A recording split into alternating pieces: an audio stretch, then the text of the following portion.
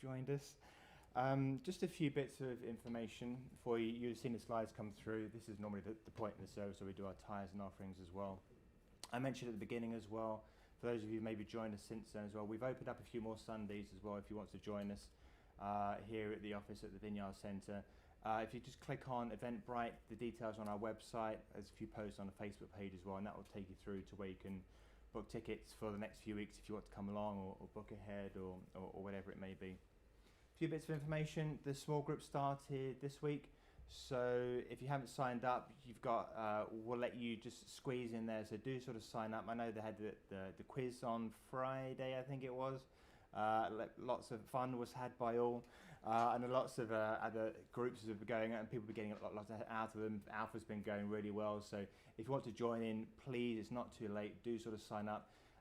Right at this time in this season, we really had to make the effort to engage, because sometimes the motivation and things and doing it online and things like that, sometimes it's easy to get weary and to focus on the negative, but I really encourage you just to make the effort and engage with people. It's not as good as it was, but it's still better than nothing at all, so I'd really encourage you to do that as well. Although in lieu of having to do stuff online, next Sunday at 4 o'clock we are having our bear hunt bonfire bear hunt at the Coptic Church. That's next Sunday as well, so that's a great opportunity to see actual faces as well, at least while it's light. Then you'll be seeing the faces over the romantic light of the bonfire or whatever. There are bears to hunt, naturally, the clue's in the title.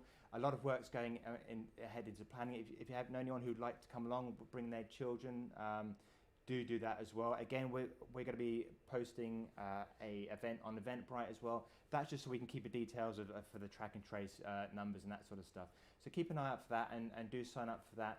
Or if you, for whatever reason, not able to access that, we will take your name and number on the afternoon as well, just to do that. So that should be good fun, and do keep that in mind. That's next Sunday at 4 o'clock at the Coptic Church. We timed it to come right as the sun is setting, so hopefully it'll be all nice and magical, and the bonfire won't be too out of hand by then. It'll be safe, don't worry. It's all done sort of very safely. We've been analysing all the details and things like that as well. I'm going to speak this message to the church and to everyone that's listening. If there's anyone who misses this Sunday, then do sort of let people know what I wanted to announce, what I want to talk about. With everything that's going on at the moment, it's really easy to lose sight of the vision and the reason for the church and why we do what we do. You see the tagline, Love, Mercy, Action. We try and remind people regularly, so they keep that as the guide, as the vision, for filter of everything we do. I heard an analogy that the best competitive sailors, who race boats and so on, when the wind has gone, when it's just sun out and there's just a breeze and a completely crystal glass sea, the best competitive sailors are not the ones that sit back and just wait for the wind to pick up again before they can get going. The best sailors are the ones that, when there's no wind, when there's nothing happening, they tighten the ropes, they assess their sails, they look at all the equipment, and they do all the little things that, although it seems like it's not having any impact, any effect at that time, when the wind comes, they are ready to take off. Instead of when the wind is blowing, then they start getting things ready. And I really believe that that's a time, that's a season that we're in at the moment as well. And so we're really passionate in carrying on what we're doing and not sort of pausing and not waiting. And things may look different. You may be seeing fruit in different areas. The fruit may look different to what we've sort of seen it before.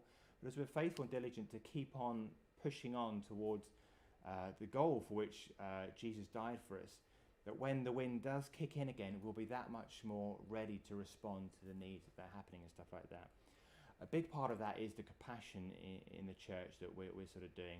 I know we haven't mentioned it in several months, but we've given away, I've lost count, it will be thousands of bags since March, hundreds and hundreds of families we've sort of delivered to.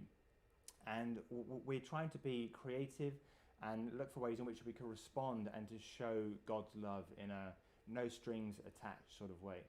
This Thursday, I mentioned it before, a few of us are going to be meeting to do, we're going to make some tea and biscuits to hand out to everyone. Now, it's not us sitting in the office boiling kettles or anything like that. We're going to be writing letters and putting them through the doors of the streets that we sort of live in. And if you're able to do that, to come in, there'll be limited numbers, so it'll be about 4 or 5 people, all sort of spaced out. We'll be putting those together. If you're interested in doing that, let us know on the Facebook page. Contact us. We will be doing it again as well if it's full up or anything like that. But that's a creative way in which we can reach out to people. And obviously you can do that wherever you are, your neighbours, your friends. There are ways in which we can do that. A big part of that is with Christmas that's coming up. And I'm a bit hesitant about mentioning Christmas already because I haven't heard any Christmas song. I've seen Christmas decorations, but I haven't heard any Christmas carols yet. So apologies if I mention Christmas already. But we are sort of already planning Christmas ahead. Obviously, we have people coming in throughout the week with food shed and so on. And we're planning how that's going to happen because we've had to stagger people and have less people into the building in order to carry on meeting the need. One of the big parts of that is the toy shed as well. Last year, if you don't know what toy shed is, we give away brand new toys to parents, to families who can't afford them, who are more vulnerable, and they give those toys from them to their children. If they worry about food and they're stressed out about food, then no parent wants to see their child have a rubbish Christmas. And so it's been fantastic when we told parents about the toy shed. It almost without fail, you see a look of emotion sort of swell up on them as they realise that they don't have to worry about toys that they're going to give, that their children aren't going to be missing out. So that's something we don't want to avoid doing because of what's sort of happening at the moment. So in order to do that, what we normally would have is people come up with a food shed, we hand out toys, and we can't do that. It's just too many people. It takes up too much time. We create too many queues out the back and so on. So what we're going to do is we're going to have a separate day, probably Saturday morning. We're looking at the 19th of December, but we will let you know. But we're going to need lots of sort of teams to deliver, kind of like a mini Santa Claus, if you like, to deliver those toys and those sacks to the families in and around Stevenage as well. We're going to do it so that children, your children, can help out in that as well.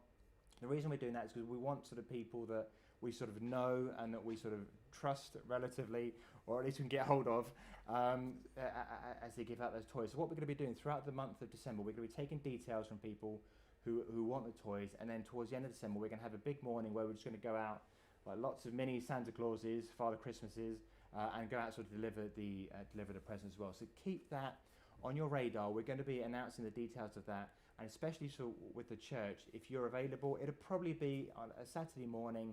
You'll probably have like 3 or 4 slips and 3 or 4 sacks.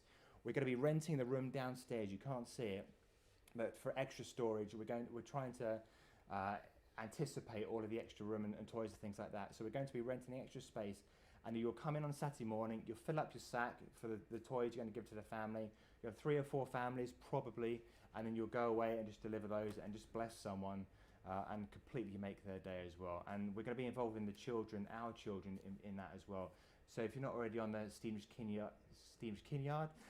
Vineyard Kids Facebook page, sign up to that as well, and the details will come out for that as well. So I just want to encourage you that just because the wind seems like it's settled and it's not sort of happening, that doesn't mean we stop doing what we're doing. We keep going so that when the wind does come and it looks more like what we're familiar with, we are all ready to go, and we're already positioned to bless the town and the city and to make a change in people's lives. So, you got that? Yeah, you with me? Okay, good. If there are people at home listening, you know someone who's missed today or anything like that, let them know as well. So try and sort of spread the word. So when we do announce it, it's easier just to get people together and people to do that as well. We're always looking for creative ways in which we can keep blessing, and it's harder at the moment. We have to be creative, but that's not going to stop us. So if you want to do tea and biscuits, help us make those this Thursday at 8 o'clock here at the Vineyard Centre. Do let us know as well, so we can make sure we have enough people and not too many people as well, but we will be doing it again as well. So if you're interested, let us know and we'll contact you again. So, okay, great. Now, last week was a difficult week for me. I've never had so much hate mail and nasty comments, and I've let so many people down. I think it's the last time I'm going to make myself vulnerable and expose my film taste to so many people. But for those of you who found out that I don't like Grease or Mamma Mia, it is what it is, I'm afraid. It's not going to change. But last week we started a series on, we're going to be doing a series on the wisdom books and the poetic books throughout the next sort of several weeks. James will be with us next week, and he'll be talking a Song of Solomon's, I believe. So I'm looking forward to that. But today I really want to talk about the Book of Wisdom, or the Book of Proverbs, as many of us know it. And I would have touched briefly on it last week. I would have mentioned sort of little bits, little nuggets. But the thing I love about Proverbs is that for me, it's about learning to hear God. It's about learning to hear God's language. I find that kindness and wisdom are two languages that are universal, that people can hear God through, that people can understand the values of the kingdom through. And for me, the book of Proverbs is not just some nice, wise little sayings you probably picked up. I like quotes and things like that. They just stick with me. We were talking before as well. For some reason, I can never remember jokes, but little sayings and phrases just sort of stick in my head, and I can't get them out. So, but for me, it's not necessarily about that. It's about learning God's language. It's about learning how to hear God. And I just want to read the very opening of Proverbs. It's in chapter 1 verse 7, and this sets out beautifully the purpose for the book of wisdom here in Proverbs. These are the wise sayings of Solomon, verse 1 to 7.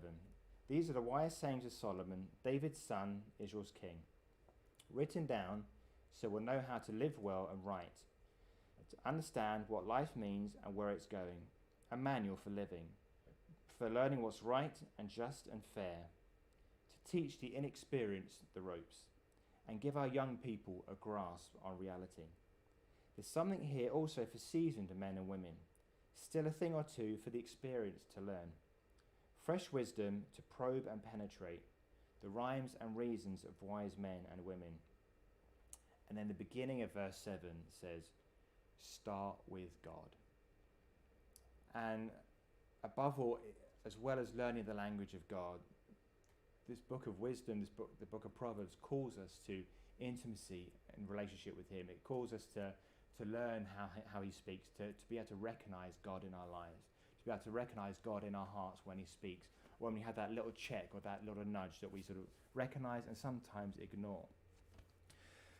The book of Proverbs was written largely by Solomon, and also a circle of his wise men in that time and after as well. If you don't know the story of Solomon, I'm sure some of you do. Solomon was the king who came after King David. And Israel had been through a tumultuous time where they'd been and taken the promised land. It had been a huge time and era of growth and struggle and fighting and war and stuff like that. And Solomon was the first king to come on in a time of peace. And God approached Solomon and said, look, if there's anything, whatever you need, I will give to you. I'm giving you the keys to the kingdom, so to speak. Whatever you want, I'm going to give it to you. And Solomon turned around and said, the one thing I want from you, God, is I want wisdom. And God said to him, you could have asked for anything. You could have asked for fame. You could have asked for riches. You could have asked for influence and power. You could have asked for all these things, but you didn't. You asked for wisdom. And that pleases me. And so God said, so because of this, I'm going to give you all of that stuff anyway, the stuff that you didn't ask for, but I'm going to give you wisdom as well. And Jesus says the same thing in Matthew 6:33, I think it is. Seek ye first the kingdom of God, and everything else will be added to you. And that's what Solomon chose. He chose to be able to hear God. He chose to be able to seek and to be able to find God. And God decided to bless him with all of that stuff anyway. And that's a blueprint. That's a pattern for this book that we're looking at. I like to look at it as wisdom is, in my life, wisdom is, it's not the most intelligent, it's not the cleverest, it's not the people with the highest degree. Wisdom comes through being curious and observing. Those two ingredients I find result in wisdom.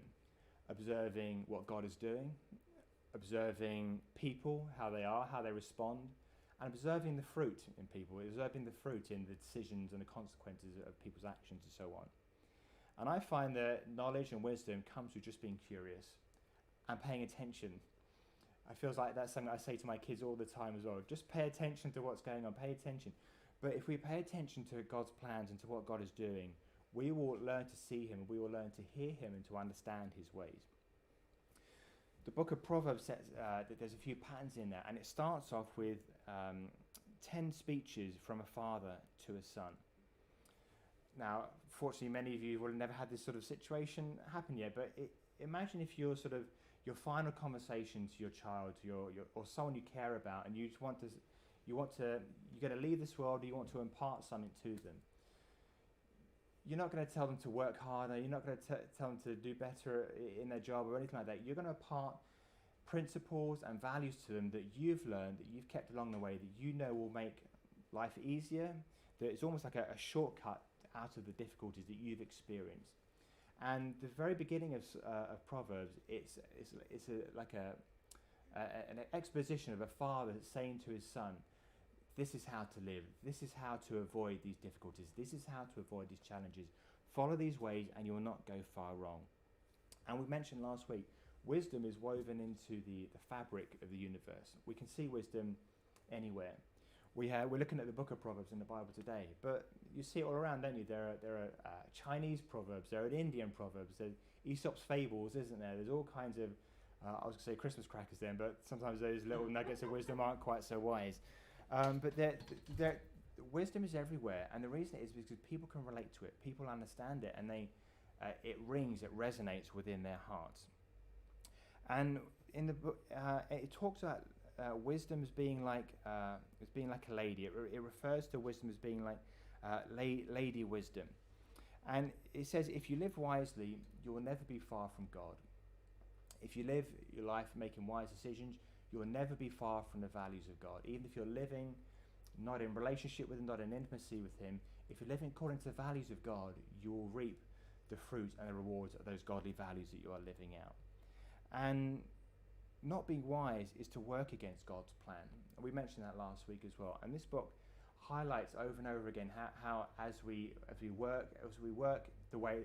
the way of the fool, as we make decisions or we look at things in a way that are not godly, we work against God's plan in our lives. And that's a lot of the reason why we have so many difficulties, so many challenges in our life, because the decisions that we make are not wise decisions. We're not entering into intimacy and relationship with God. And I find as I know God better, that fruit of understanding him and hearing him in my life increases and becomes more.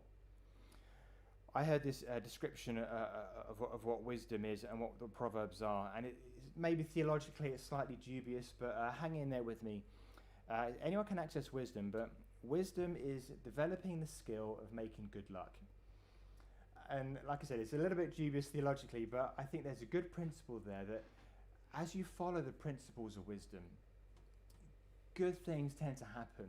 There's a fruit, there's a harvest of righteousness, there's a harvest of blessing that tends to come to your life. And some people may look at you and think you're just lucky. Things happen well to you. You just do well in life. You prosper as you do things. You seem to fall on your feet a lot. And the book of Proverbs and wisdom is developing the skill of making good luck. And Proverbs here focuses on the rules. It's not,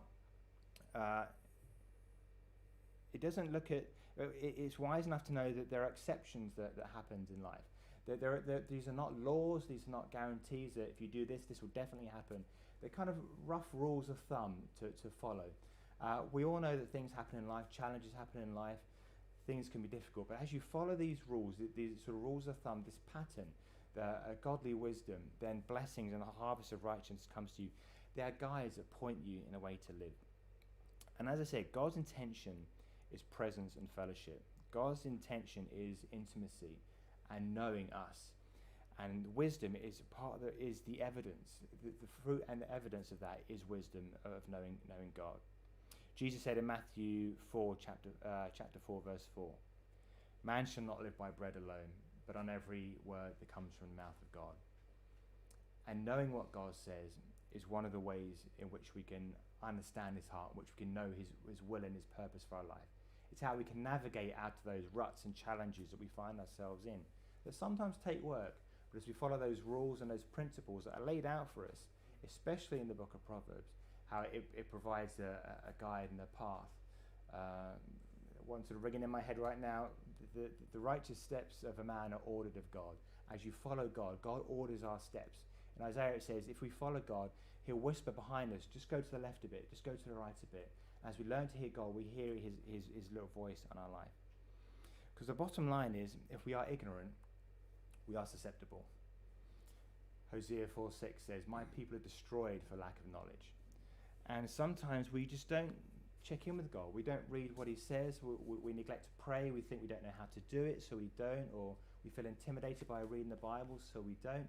And we remain ignorant. And when you're ignorant, you are susceptible. And sometimes I've found over and over in my life, when I don't know what to do, don't know how to do it, I just do something. I just start. And if I don't know how to pray, if I don't know how to hear God, I just start trying. If I don't know how to read God's word and to understand it, I just start. And I let you into a little secret here, maybe I let you into too many secrets. Half the time I'm just winging it. John Wimber said, I'm just a fat man trying to get to heaven.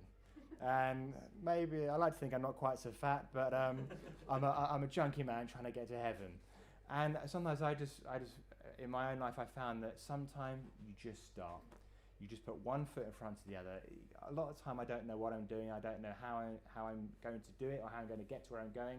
But I know that's the direction and that's the way I've got to start walking. And I find as I start walking, God starts guiding me. God starts leading me. And I pick up wisdom along the way. I pick up learning as I'm curious why things are going wrong, or as I'm curious why things are going right. And I observe what God is doing, or the fruit of what's happening in my life or in people's lives. I acquire the language of God. I acquire the language of the values of the kingdom in my life and in my heart. And I said this last time when I was finishing up the series of No Fear. Discernment is the ability to judge well. I think that's great, and I think we all need that. We all need the ability to judge well in our lives. So often we react to details, or the way someone cuts us off in the car, or the way that it's set up in the morning, or the way the sound is, or the way someone speaks to us. So, too often we just react to things that are sort of said to us. And discernment is the ability to judge well. And I said this also, discernment involves going past the initial perception of something and making a balanced and an objective judgment on its qualities or its values. And that's what we're called to have. That's just a definition out of the basic dictionary. But that's what discernment is. And so often we neglect discernment because we don't know the language of God. And discernment and wisdom is finding the goodness in something. It's not focusing on the negative, it's not focusing on what won't work. It's knowing the difference between the way things are and the way things should be and how to get there. And sometimes you won't know how to get there, but you know where there is, and if you start walking in that direction, God will lead you. And as you pay attention, you'll find that wisdom is added to you as well. And Proverbs explores how to live well in God's world. Wisdom guides you in how to live in God's world. Like I said, it's not a law. It's not it's not 1 + 1 = 2. These are not prophecies or anything like that, but they are sort of guides. They are sort of laws. And that's why, as the Bible says, I think it says in Proverbs as well, is write these on your heart, so that when things are going wrong and everything's swirling around you, what is in your heart resonates, is the foundation, is the anchor that holds you still. Wisdom is an accumulated insight in how to live in a way that honors God. It's, like I said, it's learning the skill of good luck almost. And wisdom is skillful living. It's skillful living in how to honor your parents. It's skillful living in raising your children. It's learning the skill of handling our money, of how you handle yourself sexually and in relationships as well, within the confines of marriage. It's skillfully learning to work, how to get on in your workplace. It's skillfully exercising leadership. It's skillfully learning how to speak well and being able to, whatever comes out of your mouth, being a blessing and not draining people or focusing on the negative or pulling people down. It's skillfully learning how to be a friend. People need to learn how to be a friend. I'm sure you'll have come across, maybe even yourselves, where you've not had that skill that you've had to learn. It's learning how to eat, to live healthily, how you eat and drink, how you go to sleep. All those little things. It's skillfully cultivating emotions within ourselves and bringing peace and creating harmony around our lives and in the people around us, rather than creating disharmony in the people. It's skillfully learning how to live out these things. It's that whole on earth as it is in heaven. You know the Lord's Prayer, where it says, your kingdom come, your will be done on earth as it is in heaven. Wisdom is how we live out the heaven bit on earth. It's the language of God. As we live out, we see those blessings, we see those heavenly blessings become more prevalent in our lives. A translation for, often when you say the word Proverbs, you think of like a nice little ditty saying, a nice little cute phrase that you can rolls off the tongue. But the definition of a proverb is an oracle. It's almost a taunt to the foolish, to those who are making unwise mistakes. It's a parable. Those are the three sort of definitions of what a wisdom is. And we see them take lots of forms in the book of Proverbs. We see them as observations, as observing what's sort of happening. There's a proverb that says, the first to present his case seems right, till another comes forward and questions him. I used to work as an advocate, which sort of what a solicitor does, but within the local government sort of sector. And it was my job to make complaints and to resolve things and to not argue with people, but to bring another perspective to what they were doing, what was going on. And I had that little proverb stuck to the bottom of my computer screen, because there are so many times I heard one side of the story and I thought, and I would get enraged and I thought, how dare they? How can this happen? And we see that, don't they, on social media, or as we watch the news, or we hear a sound bite from someone, and we get enraged and furious, and that's where self-righteousness comes in. But I had this little phrase, because I would find that often as I would go then and talk to the other side of it, I would get a completely different perspective and see the context of the whole situation. And this is an observation, a thing that happens in life, is the first to present his case seems right, till another comes forward and questions him. Another observation, this is in chapter 18 in Proverbs, if you want to write these down and go back and read them later on. A gift opens the way for the giver. How many times have I just been generous and blessed someone, and I've seen their heart just open up? And that's where it's important to listen to those little nudges, those little quiet calls of God in your life. A few weeks ago, I had a little nudge. Someone I hadn't talked to in about 2-3 years just popped into my mind. I don't know, it wasn't for any particular reason, and I just felt that little nudge just text them, see how they get on, because they were struggling when I was chatting to them a few years ago, and I hadn't talked to them in a long time. It could have been embarrassing, could have been awkward, but I just decided to follow that nudge. And I sent them a text saying, how are you doing? Is there anything you need? Can I get anything for you? Are you struggling for food or anything like that? And they sent me a message back, I can't remember exactly now, but it said, the message paraphrased saying, you must be some kind of angel or something. As I read this message, tears came into my eyes. I got a letter 2 days ago saying that all of my benefits for me and my family had stopped, and I don't know what I'm going to do. I've got no one to turn to. I've exhausted all my support. I don't know what to do. And that was just by following that nudge and offering that generosity, that opened the way for me to bless that person and to sow a seed and to show the values of the kingdom of God to that person. A gift opens the way for the giver. And that's an observation that we see in the book of Proverbs. Another form of Proverbs is we see consequences for traits or actions. A wise son brings joy to his father. I'm sure lots of parents, that Proverbs are ringing around in your head right now. But it's true, a wise son. Imagine how your heart sings when you see your son or someone smaller than the other day, shorter than, do something that shows wisdom, that shows they sort of learn. It just brings joy to your heart. Another consequence of a trait or an action, an anxious heart weighs a man down. It's true, isn't it? Anxiety just is like carrying around a huge stone. An anxious heart weighs a man down. And that's a consequence of an action or a trait. Interestingly, the second part of that proverb is a kind word cheers him up. So again, a consequence of that action can have the equal and the opposite effect as well. Another form of the Proverbs that we see in here is an instruction as well. There's an understanding here that these are important things, these are important guides on which to follow. For example, it says, Do not love sleep, or you will grow poor. A lot of guilty minds ringing around the town right now. But it's true, isn't it? It's the more you sort of, sometimes the more you rest and the more you sort of sink into that, I'm going to say laziness, but you know what I mean. I'm sure you will sort of understand what this proverb is trying to say, is that those that neglect that sort of hard work and that diligence do not love sleep or you will grow poor. And that's an instruction as well.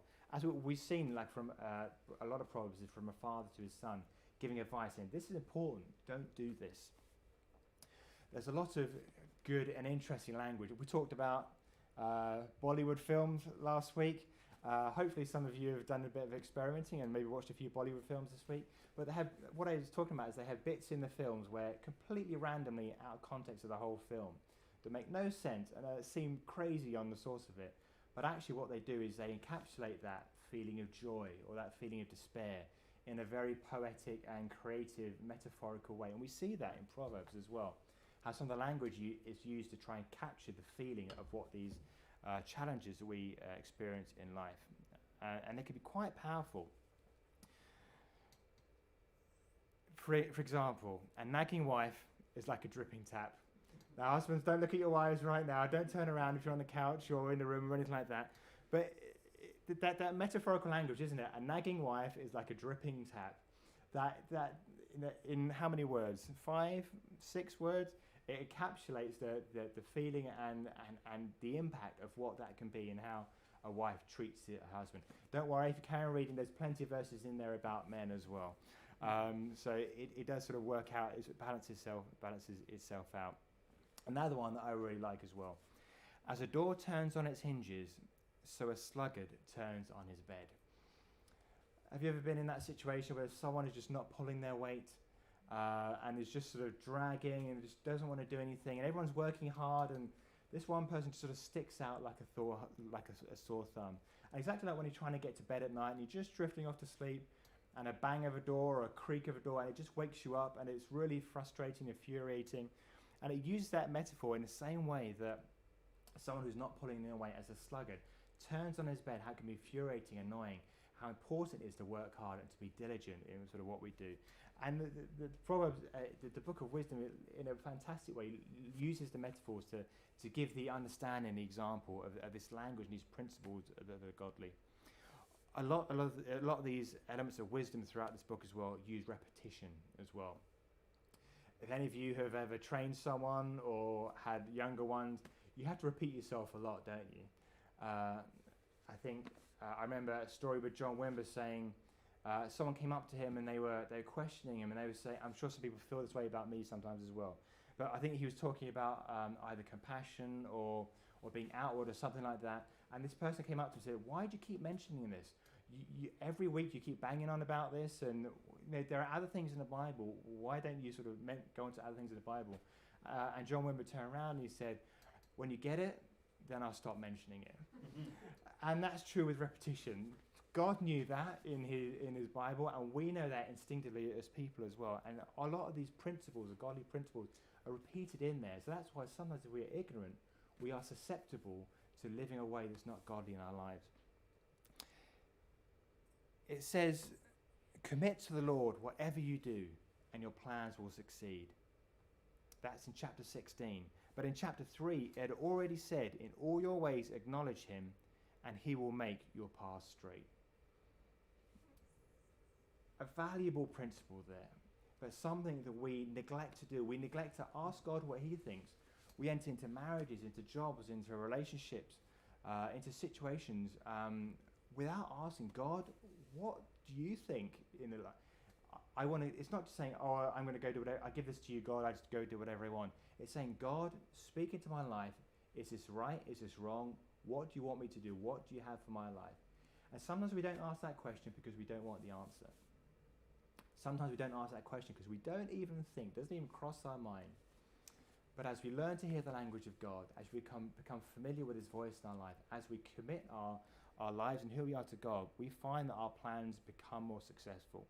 We find that our paths are made straighter. We learn the skill of good luck in our lives.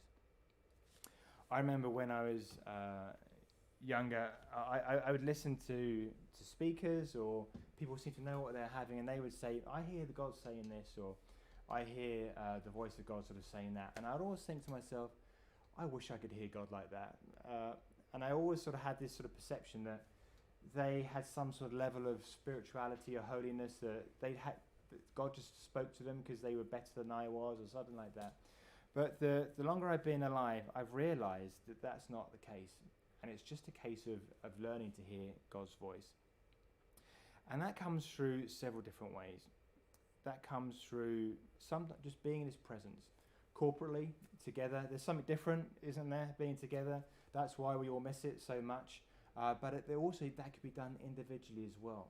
And sometimes we neglect that. And by being in God's presence, we start to recognize his voice in our lives. We start to recognize those impulses, those patterns of thought that seem to sort of crop up. And the more we put ourselves in those situations, which is why it's important sometimes to create the discipline of showing up, the discipline of tuning in, the discipline of coming along to meetings, because we've all been there where we don't feel like it, or we're tired, or we'd rather sleep in or do something else. But that discipline of putting yourself in God's presence makes it easier to hear God's voice in our lives. Another way to hear God's voice is just learning to wait. Just making time and just waiting. And just sometimes God's not going to speak paragraphs into your ear or anything like that, but just waiting upon God and just being still. Sometimes it's that conviction. It's that the Spirit, the Bible says the Spirit testifies within us. And it's like that little story I told a few minutes ago about that little nudge, that little push, that little thing inside that I knew I had to sort of respond to. And it's only because I've ignored that so many times. It's only because I've had so many instances where I've pushed past it, or I haven't. It's been too awkward or whatever. That through God's grace and God's mercy, I've learned to hear that and to respond to those, even though doesn't always seem like something comes as a result of that. Sometimes God just acts. We see God's, again, it's the whole observation thing. We see God acting in our lives. John Wesley said that when coincidences happen when his saints pray. And sometimes as you're waiting on God, as you're committing yourself to God, these godly coincidences just happen. Even people, church and non-church, most people say in their lives an example or an instance where something different happens. It's almost like someone over them was watching over them. And actually that person I spoke to said, it's like someone is watching over me. This sort of came out of nowhere as well. And it's learning to see those God examples in our life. Another way to hear God is to expect him to speak through others. And that includes this as well. That includes the wisdom that's found in the Bible as well, in these books that we're picking apart the next sort of few weeks. Sometimes people speak to us and we don't want to hear what they want to say. If it brings confusion, I would say that's a fruit of the enemy. But if it brings conviction, I would say that's a fruit of God. Because sometimes we don't like what we hear, but we know instinctively they're right. We've all been there, haven't we? Whether it's a parent or a spouse or a brother, it's always worse when it's a sibling. But someone says something and we just instinctively know it's right. And through gritted teeth, we follow. That's wisdom coming to us. And then as we become familiar with his voice, it becomes conversational, and we start to learn to hear his voice, and not expect these huge conversations that I used to think that would happen, but learning to hear God's language, learning to hear God's wisdom in our lives. And this book is learning to hear God's language. Seeing wisdom in our lives is learning to hear God speaking to us and seeing God at work in our lives and in the cities and the towns of those that are around us. So I'm just going to finish there. And I would encourage you, if you don't read the Bible, Proverbs is a fantastic place to start, because there's lots of nice little nuggets of just wisdom and God's heart and God's values, and they're easy to, they're like popcorn pieces of the Bible where you can sort of pick through and start. It's a good thin end of the wedge of the Bible. So if you've never read the Bible, you don't know where to start, it all seems like double Dutch to you, I would say Proverbs is a great place to start. You really sort of start to get God's heart. And for those of you people who are more familiar with God's word and listening to him, I would also encourage you just to tune into God's wisdom, to be curious what God is doing and to observe what he's doing. Sometimes we get so caught up in our own feelings and what we think and our own opinions and perceptions that we miss what God is doing. We miss how people are reacting to things. We miss the fruit of what we are doing and how people are responding to that. And I would say look for God's wisdom in your life. Look for those small nudges. Look for those little bits of guidance that God drops in us. That little voice that Isaiah says, go to the left a bit, go to the right a bit. And as we unpack that book and as you sort of read through it, you'll see God's kingdom and God's values in your life and in your heart as well. So wherever you are, we're just going to pray. We're just going to finish up. So if you're sitting on a couch or wherever you are, right here in the room, we're just going to take a minute just to wait upon God.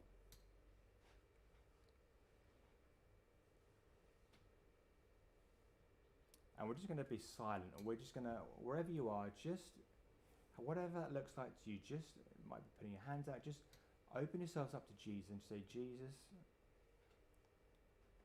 I'm saying yes to you.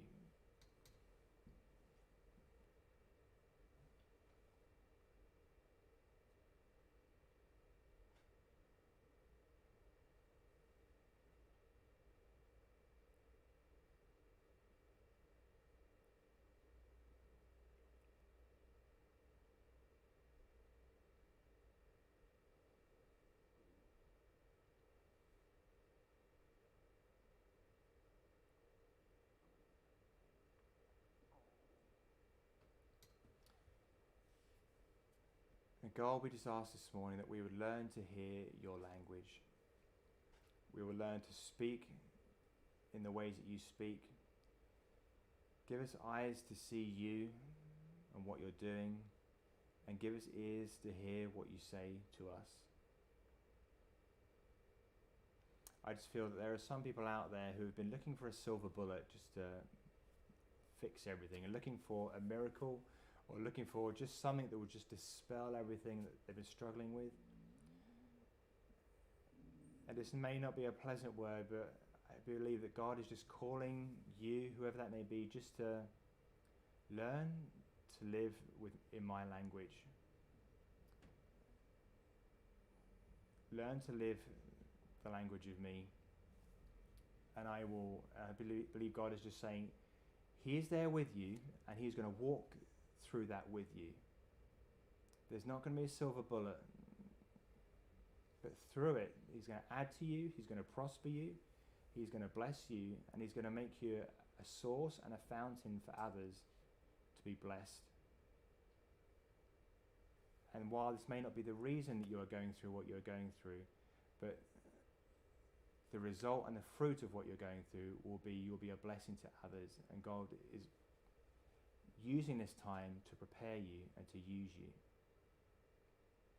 So for those of you who are just looking, whatever is going on in your life, looking for that silver bullet, that situation, that trait, that whatever it is, just let it go and give it to God right now, and just say, God, I let this go and I give it to you.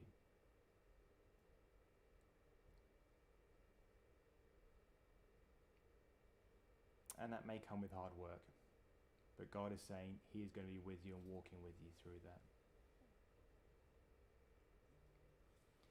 And there may be many of you here who've never said yes to God, who've never said their yes to Jesus.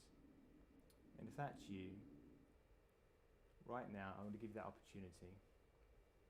I'm just going to pray a prayer, and then we're going to finish. And if that's you, there's something in there you just want to respond to, just repeat after me as I pray, wherever you are. Jesus,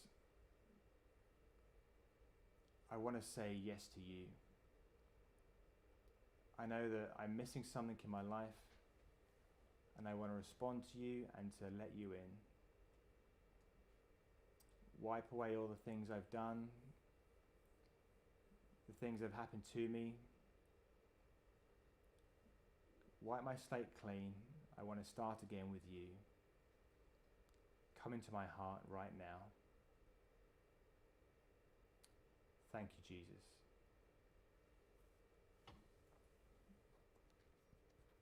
Amen.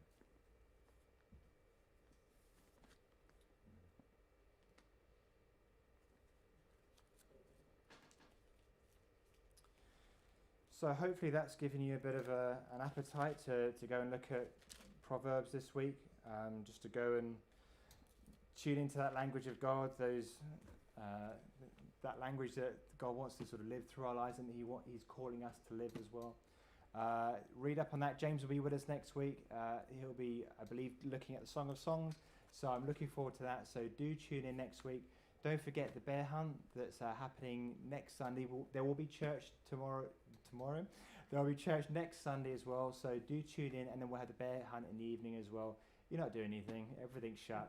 And this will be a great opportunity to meet and to see people again. So there are no excuses. But as I finish, let me just read out the blessing. And this is in the version of the Message. It says, God bless you and keep you. God smile on you and gift you. God look you full in the face and make you prosper. In so doing, they will place my name on the people of Israel, and I will confirm it by blessing them. So as you go about this week, look God full in the face, and He'll make you prosper. And that's what we've been listening to and learning about this morning. So God bless you. We'll see you next week. Good to see you guys. The next several weeks are open as well, so do sign up if you want to come along and pop in. It's all safe, all spaced out, so we're not taking risks. So we'd love to see you again, and if you want to come in, you'll be blessed. You feel you'll be blessed by seeing people again, sign up and we'd love to see you. So take care, and we'll see you next week.